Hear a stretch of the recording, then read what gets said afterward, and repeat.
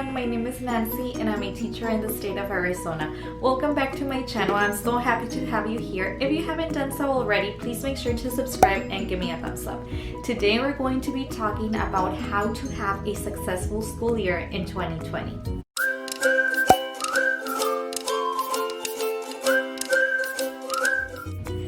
Unfortunately, last year for 2019-2020, our year was cut short due to COVID-19. And now with that teaching online experience and with the reflections that I did, here are some tips in order to have a successful school year. Last year when school closures happened, we had already established a relationship with our students and their families since school closures happened at the end of the school year.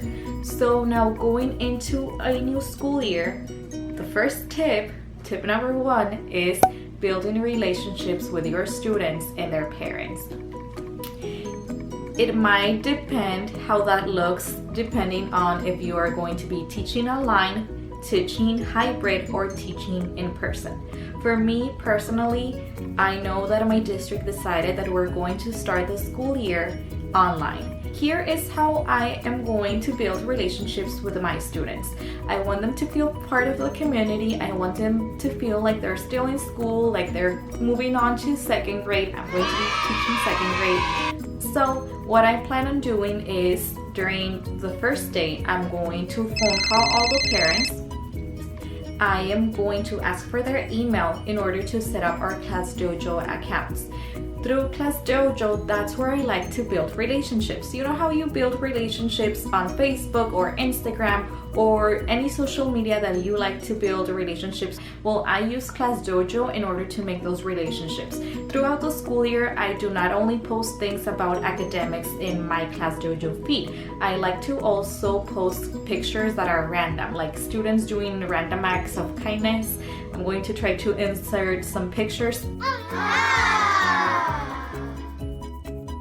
That way the parents can see what is happening in the school, what's happening in the classroom, and that way they feel part of a community. Also, another thing that I want to do is I am going to record a video for my students and their families so that they can get to see a face and so that I can introduce myself, who I am, how many years I have been teaching, and simply anything that I want to communicate with them. I'm also going to be asking them to do the same thing for me. So on Class Dojo, you know how when you input the student's name, each student gets like a little monster, and then you click on that monster and each student has a portfolio. So each student has a portfolio. So under their portfolios, that's where the students can send me their videos introducing themselves to me. Tip number 2 is to collaborate with your team. I know that this is a big one, regardless of however it is that you're teaching, but especially because we're teaching online, I think that it's really important that, for example, I'm going to be in second grade next year. So I think that it's really important that second grade looks the same throughout the school. What I mean with this is that if I'm doing something and then the other second grade teachers are doing something else, since I live in a small city and it's a small community, the parents know each other and they might know each other from church, or they might just see each other, like they might be neighbors, or they might see each other at the store or whatever it is. But I have had last year, one of my coworkers and I had some moms talk to each other just to see what it is that they were doing, and gladly we were doing the same thing. So I think that it's very important that the whole grade level looks the same throughout. Also, because sometimes students might have a relative or a sibling in another classroom in the same grade level, and that way it's going to be easier for the parents to help them. Tip number 3 is to engage the students in the learning. I think the first thing that should happen is that teachers need to create tutorials for the parents, especially if you're going to start online. Parents will need to know where to access the learning, what apps or what websites or anything that you're going to be using, the passwords, everything. So I would create a tutorial for the parents. Last year when school closures happened, I hadn't created my YouTube channel yet, so I did some tutorials and I posted them on ClassDojo. Just keep in mind that ClassDojo only allows you to post 8 minutes, like that's the longest. So I would have to create different videos, and then the parents would be a little confused because they wouldn't watch all the way from the bottom to the top. For example, if there were 3 videos, they wouldn't go like all the way down. They would just click on whatever video and they would get confused. But now that I have YouTube, I can create videos here on YouTube, and I can just when publishing the video, I can just select the private option of whenever you just send someone the link. So if you're a teacher and you're going to be teaching online and you don't have a YouTube channel yet, I would encourage you to get one, because I think that this is going to be a very important tool for the 2020-2021 school year. Another way to keep the students engaged in their learning is to leave projects.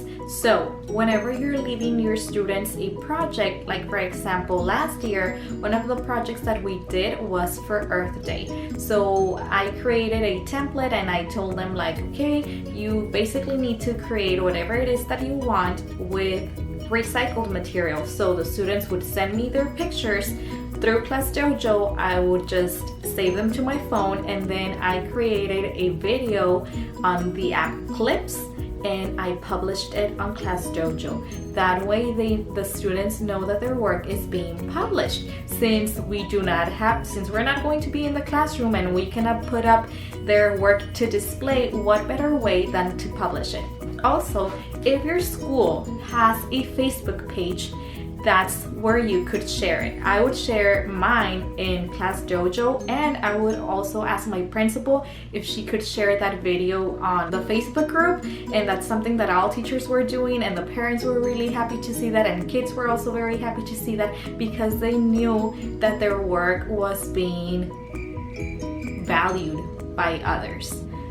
Another very helpful thing that I did and that I'm still going to keep doing for this upcoming school year is that I'm going to be recording myself in order to model whatever it is that I want my students to learn. So for example, last year I recorded myself teaching writing. So last year I taught first grade, so I recorded myself doing a paragraph, because that's what first graders write. They write a paragraph with their introduction, their body with first and extent, and their conclusion. So I modeled my video and I posted it on ClassDojo so that the parents could show the students, and that like literally show them the video of me teaching them, because some parents don't know how to teach their child, or they don't have the patience, and that way students feel connected to you. They're still watching you, and the learning is coming across. So I would highly suggest to record yourself with whatever strategy you want to teach the students.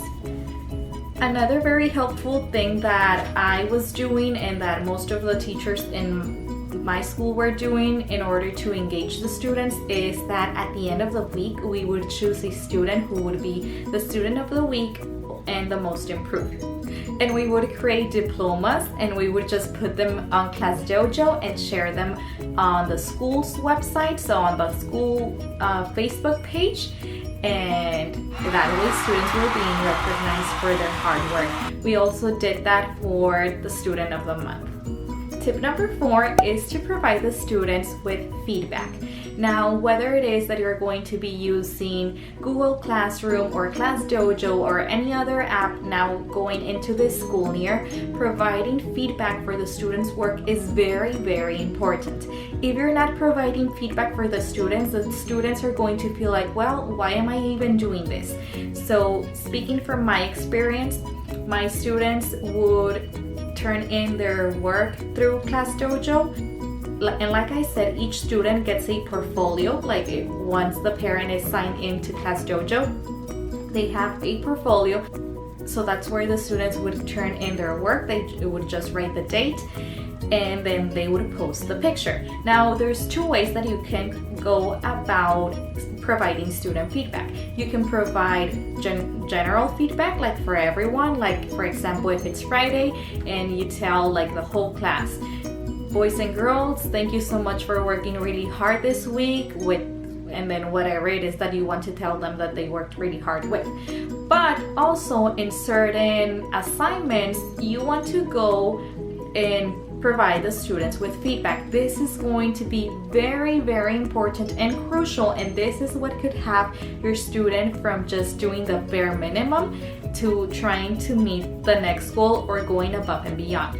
Another thing that I plan on doing this school year that I didn't do the previous year, also in Class Dojo, I can also post on the students' portfolio. So what I'm going to do is, if students are turning in their work through Class Dojo, I am going to record myself. It just takes you 1 minute, honestly. So it's something that can be very easy, and it can take you the same time to write the comment and to record yourself. So I'm going to record myself, and I'm going to provide the feedback through there. So I'm going to say, like, for example, if I'm the student, Nancy, you did really good in your paragraph. Just make sure to indent or to write with beautiful letters, or whatever feedback you want to provide the students with.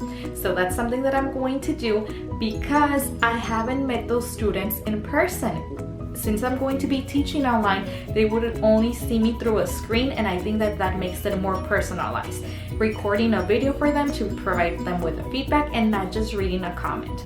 Tip number 5 is to be flexible, to adapt, and to embrace the change.